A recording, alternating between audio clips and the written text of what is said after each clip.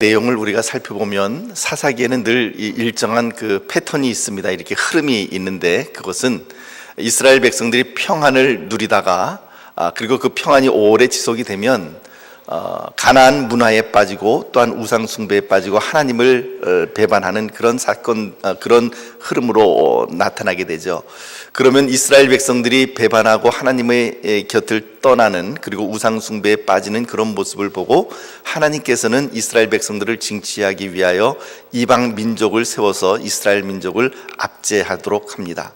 그러면은 그 압제 가운데에서 고난을 받은 이스라엘 백성들이 하나님 앞에 부르짖고, 또한 하나님 앞에 부르짖을 때 하나님께서 사사를 그들 가운데 보내주셔서 그들로 하여 그 사사로 하여금 이스라엘 백성들을 구원하게 하시는, 그리하여 또 평안을 누리게 하는 이런 사이클입니다. 그래서 평안이 지속되고 이스라엘의 배반이 있고, 그리고 거기에 이스라엘 백성들이 부르짖을 때에 하나님께서 사사를 보내주시고 구원하여 주시고, 그리고 다시 평안이 있고, 그러다 그 평안이 길게 가면 또다시 이스라엘 백성들이 헛발질을 하게 되고, 그리고는 이방 민족이 또 압제하고, 사사를 그들이 부르짖고 사사를 보내주시고 구원하고 평안이 임하는 이런 식의 패턴, 이런 식의 사이클이 계속해서 사사기 가운데에 드러나고 있는 모습을 볼 수가 있습니다. 기드온은 특별히 12명의 사사 가운데에서도 상당히 독특한 그런 사사로서 등장을 하고 있습니다. 모세가 하나님과 대면하여 대화를 나누듯이 하나님께서 직접 기드온과 얼굴을 대면하여 말씀을 하셨습니다. 이와 같이 하나님과 대면하여 대화를 나눈 사사는 기드온이라고 하는 이 사사가 유일한 사사입니다. 그래서 성경학자들은 이 기드온이 하나님과 만나서 대화하고 그리고 하나님의 부름을 받는 그 부분들 가운데에서 모세를 하나님께서 부르신 어떤 그런 모세 출애굽 모티브하고 굉장히 유사한 점을 발견하게 되었습니다. 그리고는 그 서술 방식을 일컬어서 출애굽 모세 모티브다, 이렇게 이름을 붙였습니다. 한번 표를 잠깐 좀 볼까요? 보면은 이스라엘 백성들이 고난 중에 하나님께 부르짖죠. 모세의 경우도 그랬고 기드온의 경우도 그랬습니다. 그래서 모세의 경우는 어디에서 부르짖었냐면 애굽에서 종살이를 하면서 하나님께 부르짖었습니다. 반면에 기드온 같은 경우는 미디안의 압제 아래에서 이스라엘 백성들이 하나님께 부르짖은 것을 볼 수가 있습니다. 둘 다 하나님께서 이 모세와 기드온을 불렀을 때 그 부름의 목적이 무엇이었는가? 둘 다, 모세도 이스라엘 백성들을 구원해내는 그런 목적이었고, 기드온의 경우도 역시 마찬가지 이스라엘을 구원하는 하나님의 놀라운 계획이 있었습니다. 그런데 또 흥미롭게도 이 두 사람을, 모세와 기드온을 하나님께서 부르셨을 때에 그 부름에 대한 반응이, 두 사람이 다 부정적인 반응을 나타내고 있다는 것이죠. 그래서 모세 같은 경우는 어땠습니까? 주여 보낼 만한 자를 보내소서라고 그렇게 하나님께서 불렀을 때에 아주 완곡하게 계속해서 거절하고 있는 모습을 보죠. 기드온 같은 경우도 뭐라고 이야기합니까? 나는 지극히 작은 자입니다. 내가 속해 있는 지파는 므낫세 지파 중에 가장, 별 볼 일 없는 므낫세 지파 중에서도 가장 작은 가문이고, 또 그 가문 안에서도 나는 가장 작은 자입니다 라고 스스로를 낮추며 하나님의 부르심에 대해서 어느 정도 부정적인 어떤 그 반응을 보이는 것도 역시 동일합니다. 여기에 대한 하나님의 반응이 또 비슷합니다. 하나님께서도 모세에게, 그 부정적인 반응으로 나오는 모세에게나 기드온에게 뭐라고 말씀하시냐면 내가 너와 함께 하리라 라고 말씀을 하십니다. 둘 다 내가 너와 함께 하시겠다라고 하는 하나님의 약속이 있고, 마지막으로 모세에게, 기드온에게도 역시 동일하게 불의 표징이 있었죠. 모세 같은 경우는 떨기나무에 붙어있는 불의 형상으로 그와 같이 하나님께서 모세와 말씀하셨고 표적을 보여주셨고, 기드온 같은 경우는 반석에서부터 불이 나와서 이 소재물을 사르는 그런 모습을 통하여서 하나님께서 불의 표징으로 기드온에게도 보여주셨습니다. 이런 몇 가지의 유사한 모티브를 가지고 성경학자들은 아마도 이 그 기드온을 부르는, 사사기에서 기드온을 부르는 이 이야기가 출애굽 모세의 모티브를 따라서 이렇게 기록되고 있는 이유는 무엇인가? 그것은 기드온을 모세와 비교하여서 견줄 만한 위대한 영웅으로 보고 있는 것이 아닌가, 이런 설명을 하고 있습니다. 이제 하나님께서 기드온에게 너의 이 힘으로, 내가 너에게 부여해주는 이 힘으로 이스라엘을 미디안의 손에서 구원하라 라고 말씀하실 때에 기드온이 뭐라고 대답하는가, 우리가 함께 오늘 본문 말씀을 통하여 읽기를 원합니다. 17절 18절 말씀 함께 읽어보도록 합니다. 17절 18절 시작. 기드온이 그에게 대답하되 만일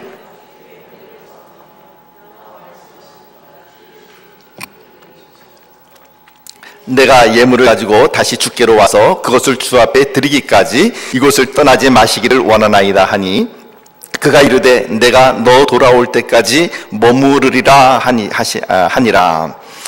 자, 이제 하나님께서, 물론 여기는 이제 그 여호와의 사자라고 이렇게 표현이 되어 있습니다만은 그 하나님의 응답이 기드온에게 이야기하기를 내가 너 돌아올 때까지 머무르리라 라고 말씀을 하셨습니다. 여기서 한번 우리가 이 말씀 17절 말씀 잠깐 좀 띄워봐 주시고요. 지금 이 말씀을 보면 이 시점에서 기드온이 지금 자기가 이야기를 나누고 있는 이분이 하나님의 사자 혹은 하나님이라고 하는 사실을 깨달았을까요? 깨닫지 못했을까요?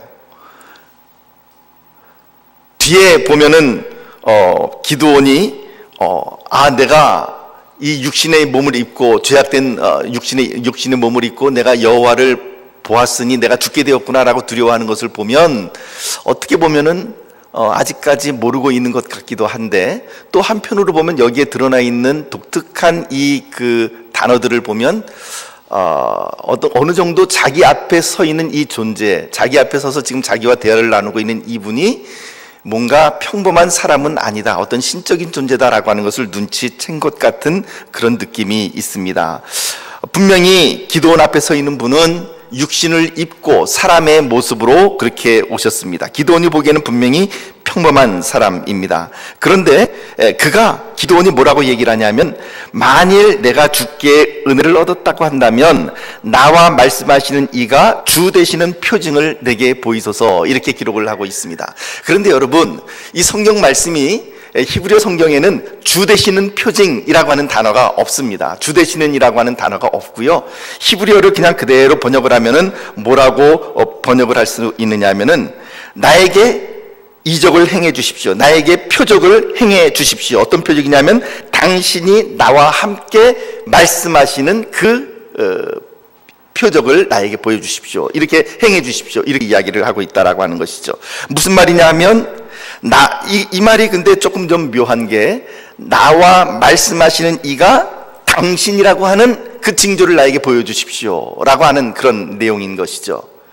이 말이 사실은 조금 좀 논리적이지 않죠. 왜냐하면 분명히 내 앞에 서 있는 당신이 나와 지금 이야기하고 있는 것은 너무나도 명확한 사실이 아닙니까? 그런데 내가 지금 당신과 말하고 있는 그이가 당신이라고 하는 사실을 알게 하는 어떤 그런 이적을 나에게 행해 주십시오라고 이야기를 하고 있으니까 굉장히 좀 이상합니다. 그래서 그 유대인의 성서공회에서 나온 그 JPS라고 하는 영어 역본은 이 당신이 나와 함께 이야기하는 할 때 이 나와 함께 말씀하시는 이가 당신이라는 그 당신에 대해서 보통 영어로는 you가 아닙니까? 근데 you인데 소문자 you를 쓴 것이 아니라 대문자 you를 쓰고 있는 모습을 볼 수가 있습니다. 그 말의 의미는 무슨 말입니까? 대문자 you를 썼다는 것은 지금 내 앞에서 말씀하신 이가, 당신이라고 하는 그 존재가 신적인 존재, 즉 하나님이시라고 하는 사실을 인식하고 그렇게 번역을 해 놓았다라고 하는 것이죠. 반면에 또한 어느 정도 기드온이 눈치를 채고 있을 것 같다라고 하는 느낌이 드는 단어는 어떤 단어냐면 18절 말씀 보면 내가 예물을 가지고 다시 주께로 와서 그것을 주 앞에 드리기까지 할 때 그 주라고 하는 단어가 히브리어로는 아도나이라고 그렇게 기록을 해놓고 있습니다. 근데 이 아도나이라고 하는 이 단어, 주라고 기록된 이 아도나이라고 하는 이 기록은, 이 단어는 오직 여호와 하나님 한 분에게만 쓰는 단어이지 사람에게는 적용된 적이 없습니다. 사람에게는 아도나이라고 하는 말을 쓰지 않습니다. 사람에게 내 주여라고 이렇게 이야기를 할 때는 그때는 아도니라고 하는 단어를 쓰는 것이지 아도나이라고 하는 단어를 쓰지 않는다라고 하는 것입니다. 그래서 예전에 제가 설교할 때 여러분들에게 그 말씀을 드렸는데 기억나시는지 모르겠습니다. 안식일에 한 목사님이 예루살렘에서 안식일이 이제 다가오는 그 시점, 금요일 오후에 빵집에서 빵을 사려고 그러는데 이 빵집 주인이 자기 돈은 안 받고 다른 유대인들 돈만 받아가지고 계속 이렇게 그 빵을 파니까는 화가 났습니다. 그래서 이분이 그 빵집 주인에게 아저씨, 나도 여기 내 돈도 좀 받아주세요 이렇게 얘기를 했는데 그 아저씨 그럴 때 아도니 그래야 되는데 이분이 아도나이 그랬어요. 그랬더니 벼랑간 순식간에 그 빵집의 분위기가 싸늘해지면서 모든 사람들의 시선이 그 목사님에게 집중되었습니다. 그리고는 빵집 주인도 놀래서 크게 눈을 뜨고는 그 돈을 먼저 받아서 이렇게 처리해 줬다는 거죠. 왜요? 아도나이라고 하는 단어는 누구에게만? 하나님께만 쓰는 단어이기 때문에 그런 해프닝이 있었던 것을 기억을 합니다. 이처럼 그 아도나이라고 하는 단어를 쓴 것을 보면 기드온이 지금 자기 앞에 있는 이분이 뭔가 신적인 어떤 하나님의 사자 혹은 뭐 하나님이라고 하는 것을 어렴풋하게 느끼고 있고 알고 있는 것 같습니다. 그런데 그럼에도 불구하고 확신을 하지는 못하는 것 같은 것은 그 뒤에 우리가 살펴보았던 것처럼 그가 하나님의 사자가 떠나고 난 다음에 기드온이 뭐라고 얘기하냐면 슬프도소이다 주 여호와여 내가 여호와의 사자를 대면하여 보았나이다. 이렇게 나중에 이제 그 슬퍼하는 모습을 보면 아직까지는 확실하진 않지만 어느 정도 눈치를 채고 있는 것 같은 그런 느낌이 듭니다. 이제 기드온은 자기와 말씀하시는 이가 바로 누군지는 모르지만 어떤 신적인 존재라고 하는 사실을 깨닫고는 그리고는 그에게 내가 예물을 가지고 준비를 해가지고 올 테니까 좀 여기서 기다려 주십시오. 내가 당신의 눈에 은혜를 입었다면 당신 여기서 기다려 주십시오 라고 그렇게 요청을 합니다. 그 요청을 받은 이 하나님의 사자가 너가 돌아올 때까지 내가 여기 있겠다라고 말씀을 하죠. 기드온은 얼른 집에 가서 흉년임에도 불구하고 예물을 준비해 옵니다. 염소 새끼 한 마리 그리고 밀 한 에바는 약 한 22kg 정도 되는 굉장히 많은 양의 그 밀가루입니다. 이것을 가지고 만든 무교병을 가지고 나오죠. 18절 말씀에서 기드온은 이것을 일컬어서 내가 예물을 가지고 다시 죽기로 와서 이렇게 이야기를 합니다. 근데 이 예물이라고 하는 단어는 굉장히 어떤 신학적인 용어입니다. 그러니까 제사에서 많이 쓰이는 그런 용어인데 민하라고 하는 단어죠. 민하라고 하는 단어는 일반적으로 구약의 레위기에서 많이 등장할 때는 어떤 단어냐면 곡식의 소제물로 드리는 하나님께 드리는 제사를 일컬을 때 그 제물을 민하라고 그렇게 이야기를 하는 것이죠. 그래서 이 민하를 가지고 내가 다시 주께로 와서 그것을 주 앞에 드리기까지 이곳을 떠나지 말아 주십시오 라고 그렇게 이야기를 하는 것이죠. 이처럼 표징을 보여달라고 하는 기드온에게 하나님의 사자가 어떻게 응답을 하는지 20절 말씀 우리 함께 읽어봅니다. 20절 말씀 시작. 하나님의 사자가 그에게 이르되 고기와 무교병을 가다가 이 바위 위에 놓고 국을 부으라 하니 기드온이 그대로 하니라.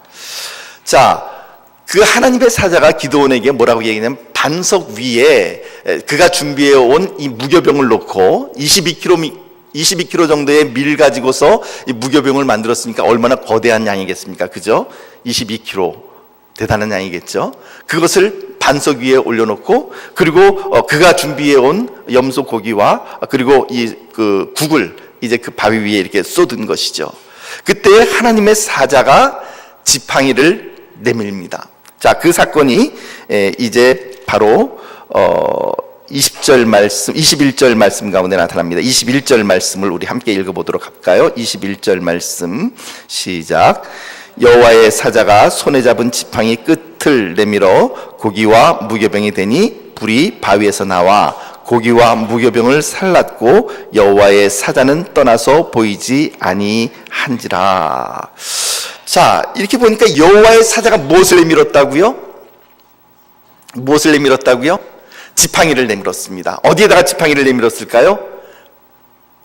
반석 위에 올려놓은 그 예물, 즉 무교병과 그리고 염소고기와 이런 것들에 대해서 거기에 지팡이를 갖다 대었습니다.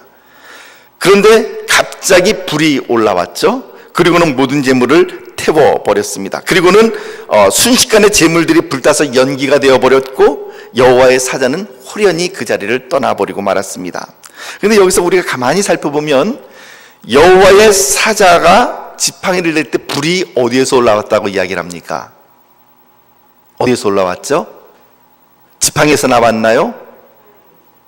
한번 그 말씀 잠깐 띄워주시겠습니까? 21절. 자, 불이 어디에서 나왔습니까?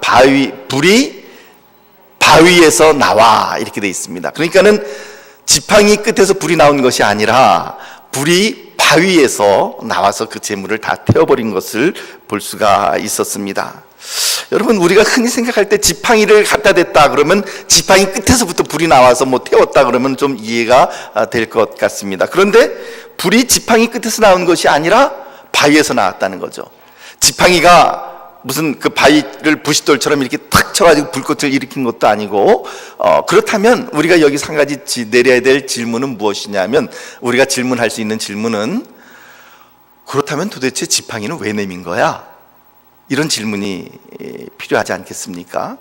아니, 불이 바위 위에서 반석에서 올라온 것이라고 한다면, 예를 들면 지팡이를 굳이 갖다 댈 필요 없이 손으로 그냥 한번 쓱 하고 이렇게 손으로 한번 이렇게 착 그 위에 이렇게 흔들면 바위에서부터 불이 확 올라왔다든지, 아니면 반석을 향해서 후 이렇게 한번 그 바람을 불어가지고 불이 확 올라왔다 그런다면 그것도 이해가 되겠는데 왜 굳이 지팡이를 댔을까요?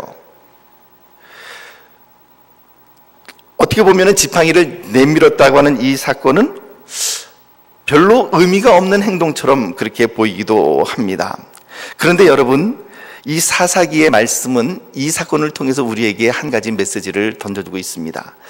지팡이, 별로 쓸모없는 것 같은 지팡이인데 하나님께서 그 지팡이를 언급했던 경우가 모세에게도 있었습니다. 언제였든지 혹시 기억나십니까? 그렇죠. 홍해가 갈라질 때에, 하나님께서 홍해를 가르실 때에 모세에게 뭐라고 말씀하셨냐면, 너의 손에 하나님의 지팡이를 잡고 그것을 바다 위로 향하여 뻗어서 바다를 갈라지게 하라고 이렇게 말씀을 하십니다. 근데 여러분, 사실 지팡이를 들고서 바다를 향하여 이렇게 굳이 내밀어야 될 필요가 있습니까? 그냥 손만 내밀면 안 되겠습니까? 그러면 하나님이 안 갈라주시나요? 아니면은 그냥 예를 들면 지팡이 끝에서부터 바람이 막 불어나와서 막 바다가 갈라졌다 그러면 마법의 지팡이처럼 우리가 그렇게 생각을 할 수도 있겠지만, 그런 마법의 지팡이가 아니었지 않습니까? 그런데 왜 굳이 하나님께서는 지팡이를 들고 그 지팡이를 손에 잡고 바다를 향하여 손을 뻗으라고 말씀을 하셨을까요?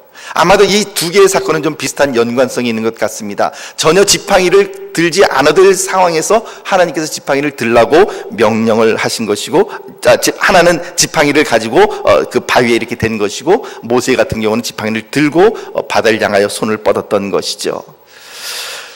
이 이야기가 우리에게 보여주고 있는 사건은 기드온이 바로 지팡이에 해당된다라고 하는 사실을 우리들에게 보여주고 있는 것입니다.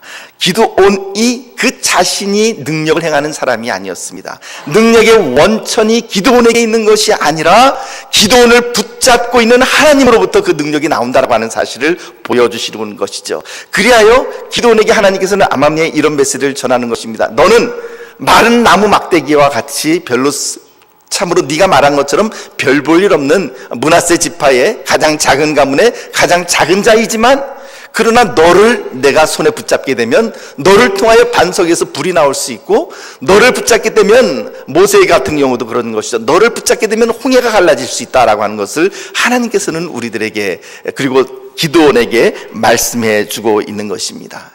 인간은 누구든지 그 손가락에서 불을 낼 수 없습니다. 불을 내시는 분은 오직 하나님 한 분이십니다. 단지 하나님께서는 기드온에게 뭐라고 말씀하시는 겁니까? 너는 너의 그 몸을 나에게 주어서 그저 순종하기만 해라 라고 말씀을 하시는 것이죠. 순종하기만 하면 비록 너는 작고 힘이 없다라고 이렇게 고백을 하고 있지만, 그러나 순종하기만 하면 내가 너의 힘이 될 것이고 내가 너를 통하여 불을 쏟아낼 것이고 너를 통하여 바다를 가를 것이다 라고 말씀하시는 것이 주님의 메시지인 것입니다. 사랑하는 성도 여러분, 오늘 우리 모두가 다 작은 막대기들이 아닙니까? 우리들 자신에게서부터는 능력이 없습니다. 우리 자신으로부터는 어떤 힘이 나오질 않습니다. 그러나 우리가 하나님의 손에 붙들림 바 되면, 우리가 하나님께 순종하여 하나님의 손에 붙들림 바 되면 우리의 능력이 어떻든지 간에 하나님께서 우리를 통하여 놀라운 일을 행하실 것입니다. 반석에서 불이 나오고 바다가 갈라지는 놀라운 역사가 일어나게 될 것입니다. 누가 반석이십니까? 하나님이 바로 반석이십니다. 예수 그리스도께서 우리의 반석이십니다. 광야에서 목마른 백성들을 위하여 하나님께서는 반석에서 물을 쏟아내셨습니다. 그리고는 사도 바울을 통하여 뭐라고 말씀하셨습니까? 너희 백성들이 광야에서 반석을 통하여 물을 공급받았는데 그 반석은 곧 예수 그리스도시니라 라고 선포하고 있는 것을 우리가 바라봅니다. 사랑하는 성도 여러분, 하나님께서는 광야에서 목마른 백성들을 위하여 반석에서 물을 쏟아내셨고, 오늘 동일하게 기도원의 반석에서 또한 불을 내셨습니다. 요한복음 7장 37절에서 38절 말씀 보면 예수 그리스도께서 이렇게 선포를 하고 계십니다. 우리 같이 읽어봅니다. 시작. 명절 큰 날 곧 큰 날에 예수께서 서서 외쳐 이르시되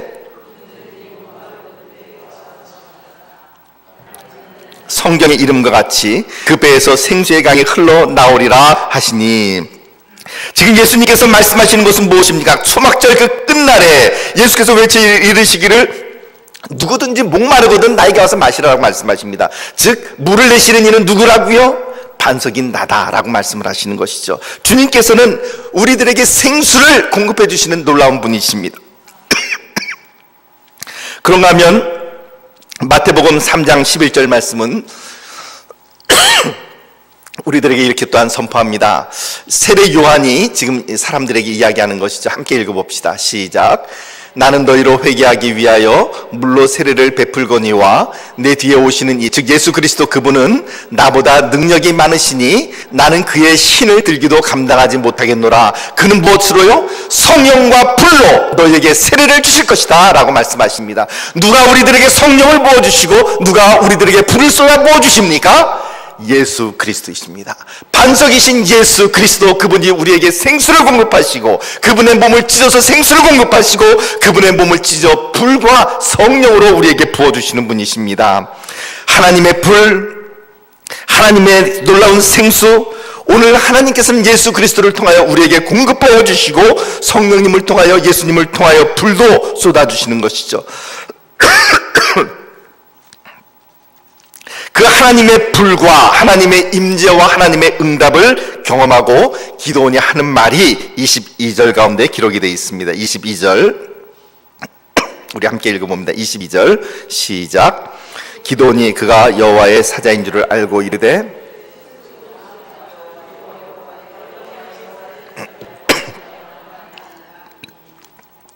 슬픕니다. 하나님, 내가 하나님의 사자를 대면하여 보았습니다. 이 말의 의미는 무엇입니까? 이 더러운 육체와 더러운 육신을 가지고 내가 이제 하나님의 사자인 줄도 모르고 내가 이렇게 지금까지 대화하고 그랬으니, 하나님 이제는 내가 그 하나님을 내 눈으로 바라보았으니 하나님의 사자를 얼굴과 얼굴을 대면하여 보았으니 이제 내가 죽게 되었습니다 라고 그렇게 이야기를 하고 있는 것이죠. 그때 하나님께서 23절 말씀으로 그에게 이야기하십니다. 23절 말씀 우리 함께 읽어봅니다. 시작. 여호와께서 그에게 이르시되 너는 안심하라, 두려워하지 말라, 죽지 아니하리라 하시니라. 여러분, 안심하라, 이 단어가 히브리어로 어떤 단어일까요? 참고로 여러분들 모두가 다 아는 단어입니다. 힌트, 바로 그 다음 구절에 그 단어가 나타납니다. 제단을 쌓고 그 제단의 이름을 뭐라고 했다고요? 여호와 샬롬. 안심하라, 무슨 단어일까요? 샬롬입니다. 샬롬. 안심하라 라고 하는 말은 히브리어는 샬롬 레카, 레카라고 하는 데는 to you, 너에게 라고 하는 말이죠. 그러니까 너에게 평강이 있을지어다 라고 하는 말이죠. 너에게 평안, 이렇게 기록이 되어 있는 것이죠. 그것을 우리 한글 성경에서는 안심하라 라고 그렇게 번역을 해 놓았습니다. 너에게 평안이 있으니 두려워하지 말라. 죽지 아니하리라. 기도원이 그 말을 듣고 24절 말씀에 이렇게 행동을 합니다. 24절 한번 읽어봅니다. 시작. 기도원이 여호와를 위하여 거기서 제단을 쌓고 그것을 여호와 샬롬이라 하였더라. 그것이 오늘까지 아비에셀 사람에게 속한 오브라에 있더라. 구약에서요, 이스라엘 백성들은 하나님을 보게 되면 죽는 것으로 그렇게 알고 있었습니다. 맞습니다. 사실 그 말씀이 맞죠.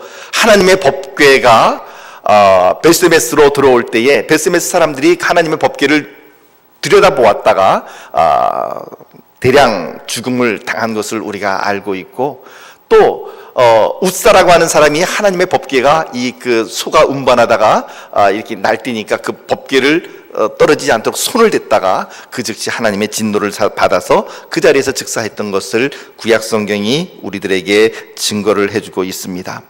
당연히 더러운 육신의 몸을, 죄악된 육신의 몸을 가지고 하나님의 모습을 보면 당연히 죽을 수밖에 없는 것이죠. 그래서 대제사장들이 1년에 한 차례 지성소에 들어가서 하나님을 섬길 때에 그 대제사장의 그 에봇 밑에 달려있는 것이 무엇이었냐면 방울이 달려있습니다. 금방울이 달려있습니다. 그래서 제사장이 움직일 때 어떤 소리가 날까요? 금방울이 달려있으니까 딸랑딸랑 하는 소리가 나게 되는 거죠. 그래서 누군가 이제 바깥에 있는 사람들이 그 지성소 안에서 딸랑딸랑 소리가 나면 우리 대제사장이 아직까지 평안하구나, 별다른 일이 없구나, 대제사장의 직무를 수행하고 있구나, 이렇게 생각을 합니다. 그러다가 그 벼랑을 어느 순간에 그 금방울 소리, 딸랑딸랑 하는 소리가 안 들리고 멈춰져 버리면 어떤 의미가 있을까요? 아이고, 이 안에 사단이 났구나, 이게 지금 우리 대제사장이 죽었구나. 그래서 그 대제사장의 시신을 갖다 수습하기 위해서 어떻게 하면 좋을까요? 다른 사람이 그 지성소를 열고 들어갈 수 있을까요? 못 들어가죠. 그러니까 애초에 대제사장이 들어갈 때 어떻게 했느냐면 자기 몸에 밧줄을 묶고 들어갑니다. 밧줄을 묶고 들어가서 딸랑딸랑 소리가 나면 괜찮지만 딸랑딸랑 소리가 나지 않으면 어떻게 될까요? 사람들이 바깥에서 그 밧줄을 끌어당겨서 그 대제사장의 시신을 처리를 해야 되는 것이죠. 그래서 그처럼 구약의 사람들, 그분들은 하나님의 얼굴을 뵙는 것을 참으로 두려워했습니다. 이사야서 6장 말씀도 보면은 거기에서 이사야 선지자가 그 하나님의 보좌가 성전에 가득한 그 모습을 보고 뭐라고 이야기합니까? 화로다 나여, 내가 이 부정한 입술을 가지고 내가 하나님의 모습을 보았다라고 이야기를 할 때에 하나님께서 제단 위에 핀 숯불을 가지고 천사가 내려와서 이사야의 입술에 대면서 이제 그 사해주고 있는, 그 부정함을 사해주고 있는 모습을 우리들에게 보여주고 있는 것이죠. 그래서 기드온이 하나님의 사자를 뵙게 되었을 때에, 즉 지팡이를 되었을 때 바위에서 불이 올라오고, 그리고는 하나님의 사자는 그 자리에서 호련히 사라지게 되었을 때에 이제 기드온에게 두려움이 임했습니다. 내가 하나님이신 줄도 모르고 내가 그분 앞에서 이야기를 했구나. 그분이 나를 찾아오셨구나. 타락한 눈으로, 죄악의 눈으로 하나님의 영광을 빼었으니 이제 내가 죽게 되었구나 라고 하는 것이 바로 이 기드온의 탄식이었습니다. 그런데 그렇게 두려워 떨고 있는 기드온에게 하나님이 뭐라고 말씀하셨습니까? 샬롬 레카, 너에게 평안, 즉 안심하라 라고 말씀을 하고 있는 것이죠. 두려워하지 말라, 죽지 아니하리라. 그래서 기도는 제단을 쌓고 자기가 마땅히 죽어야 할 그 자리에서 죽지 않고 살아난 것을 기념하여 제단을 쌓고 뭐라고 불렀다고요? 여호와 샬롬, 즉 평강의 하나님이라고 하는 그런 제단의 이름을 만들어 놓은 것이죠. 일반적으로 우리가 샬롬, 평강이 있을지어다 이렇게 이야기를 하면 우리는 그 평강이라고 하는 단어를 마음의 평안이나 혹은 고요나 이런 것을 말하는 것으로 생각을 합니다. 그러나 기도원 이야기를 통하여 우리들에게 드러나고 있는 이 샬롬의 뜻은 그것보다 훨씬 더 광범위한 뜻을 우리들에게 제공합니다. 무엇이냐면 사사기에 나오는 샬롬의 하나님, 평강의 하나님, 그 샬롬의 의미는 무엇이냐면 죽어야 하는 상황 속에서 살려주시는 하나님, 반드시 죽어야 하지만 하나님께서 그를 보호하시고 오히려 그를 덮어주시고 그리고 그에게 생명을 주시는 하나님, 그 하나님을 일컬어서 평강의 하나님, 샬롬의 하나님이라고 말씀을 하는 것이죠. 지옥에서 영원한 고통을 받으며 죽어야 하는 우리들이 하나님을 만나도 죽지 않는 놀라운 평강이 임했습니다. 그것이 바로 여호와 샬롬입니다. 무엇입니까? 예수 그리스도의 십자가의 보혈이 우리를 덮음에 하나님의 진노의 그 불길 가운데서도 그 예수 그리스도의 보혈이 우리를 덮으시고 우리를 보호해 주심으로 우리가 죽지 않냐고 살아날 수 있고, 그리고 히브리서의 말씀처럼 우리가 담대하게 은혜의 보좌 앞에 나갈 수 있는 새롭고 산 길이 열린 그것, 바로 그것이야말로 바로 평강의 하나님 여호와 샬롬이라고 하는 의미를 가지고 있는 것입니다. 사랑하는 성도 여러분, 그래서 이 예수 그리스도의 보혈은 우리들에게 여호와 샬롬입니다. 지금까지 기드온의 모습을 보면 큰 용사라기보다는 아주 소심한 겁장이의 모습을 하고 있습니다.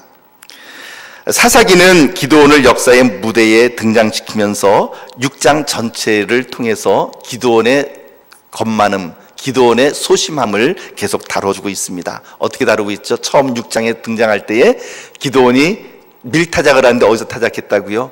포도주 틀에서, 이렇게 구덩이를 판 포도주 틀에서 미디안 사람들이 혹시 보고 약탈해 갈까봐 숨어서 소심하게 밀타작을 하고 있는 모습을 우리들에게 보여주고 있고, 그리고 계속해서 이 기드온은 하나님께서 부르시는 부름에도 불구하고 자기 자신을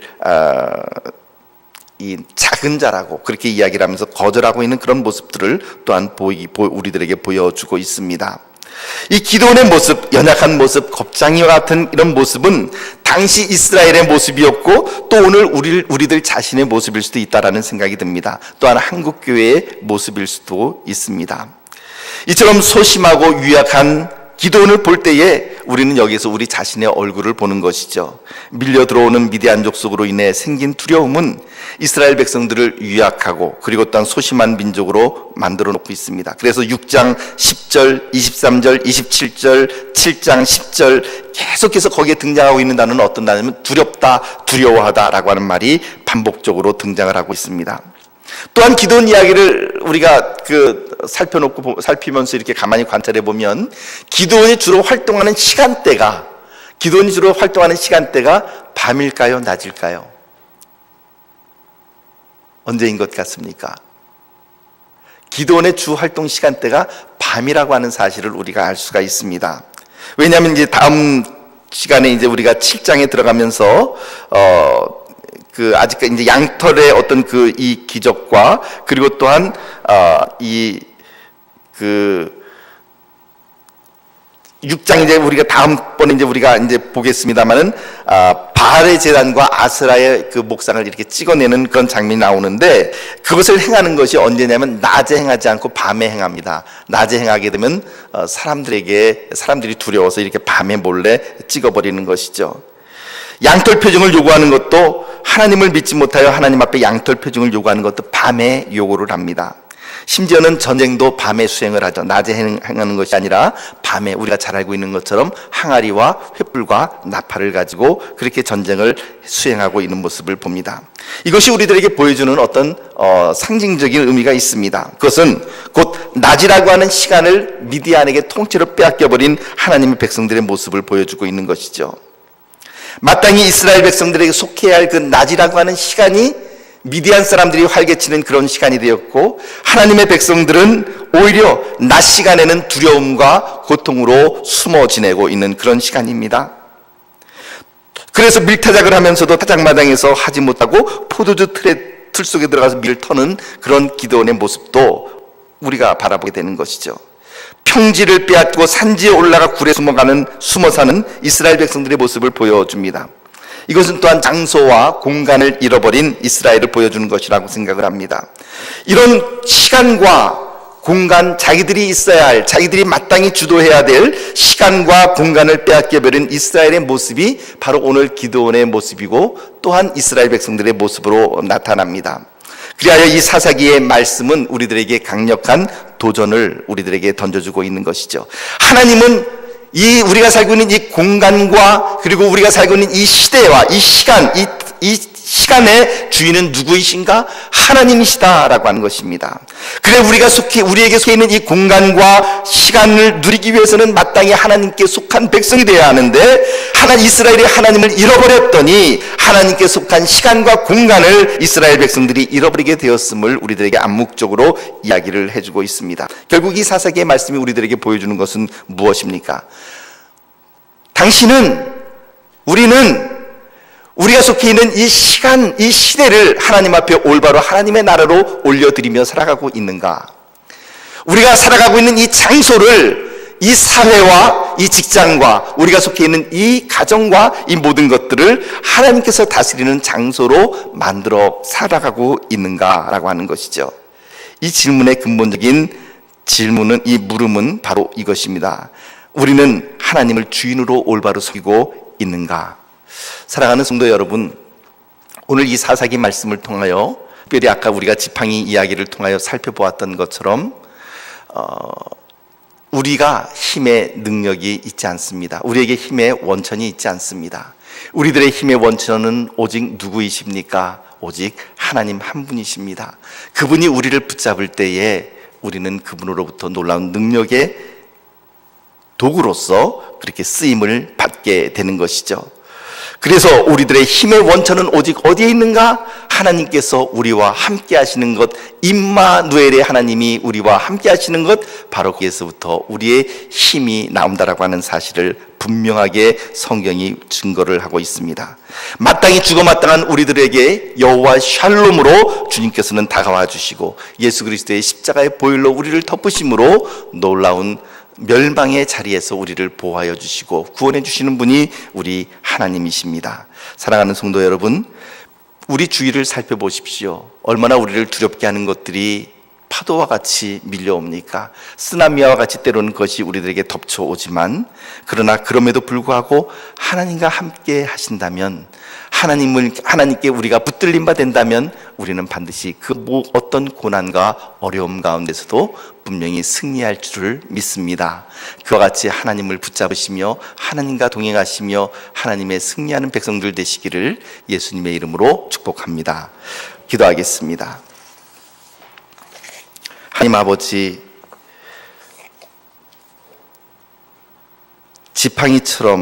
나무 지팡이처럼 참으로 우리들 자신은 힘이 없는 자들입니다. 무기력하고 기드온이 스스로 고백하였던 것처럼 나는 가장 작은 자이고 나에게는 힘이 없습니다 라고 말을 할 수밖에 없지만, 그러나 주님의 손에 우리가 붙들림 바 되기를 원합니다. 주님께 사용되기를 원합니다. 그럴 때에 우리를 통하여 놀라운 하나님의 역사, 바위에서 불이 나오고 그리고 홍해가 갈라지는 놀라운 주의 역사가 우리를 통하여 일어나게 하여 주시옵소서. 예수님 이름으로 기도하옵나이다. 아멘.